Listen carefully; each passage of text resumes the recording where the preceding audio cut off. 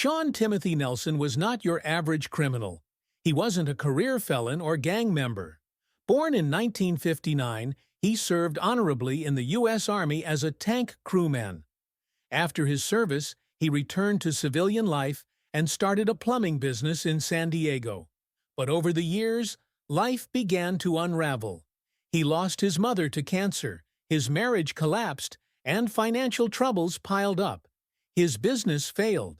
He became increasingly isolated and suspicious of the government, reportedly even digging a large tunnel under his backyard, possibly looking for gold, or perhaps just an escape from reality.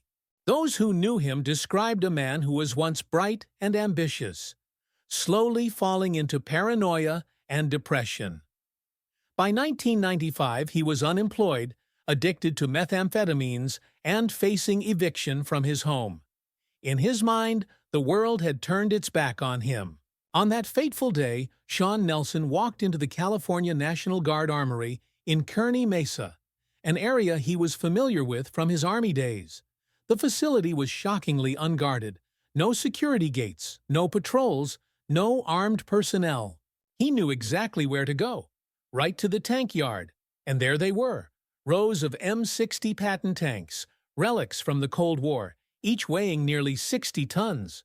It took Nelson 15 minutes to start the tank.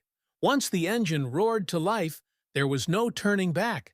The tank rolled through the chain-link fence and burst out onto the streets of San Diego. Witnesses described the moment as surreal.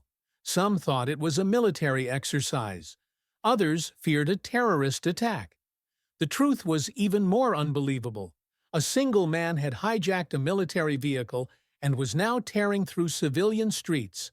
He flattened traffic signs, destroyed 40 cars, plowed through fire hydrants, and even attempted to knock down an electrical tower. Sparks flew, streetlights fell, entire intersections were mangled in seconds. And through it all, Nelson showed no signs of stopping. It was destruction without a clear goal. A man raging against the world with a literal tank. Police followed helplessly at first. Their weapons were useless against 6 inches of reinforced steel. Some tried to cut him off. Others attempted to throw spike strips. Nothing worked. The entire event was broadcast live on local television. Helicopters circled above. The nation watched in disbelief. After 23 long, destructive minutes, Nelson attempted to merge onto State Route 163, but the tank got wedged on a concrete median. It was the brake police had been waiting for. Officers climbed the tank, opened the hatch, and ordered him to surrender. Nelson ignored them. According to reports, he began rocking the controls, trying to free the tank. That's when officers fired. He was shot and killed instantly. The entire ordeal was over. No civilians were killed. A miracle, given the scope of the destruction. Public outcry followed. How could something like this happen? How could a man so clearly in distress access a war machine in the middle of a city? The National Guard faced heavy criticism and tightened security protocols nationwide. But the deeper questions lingered about mental health, veteran support, and the invisible battles so many people fight.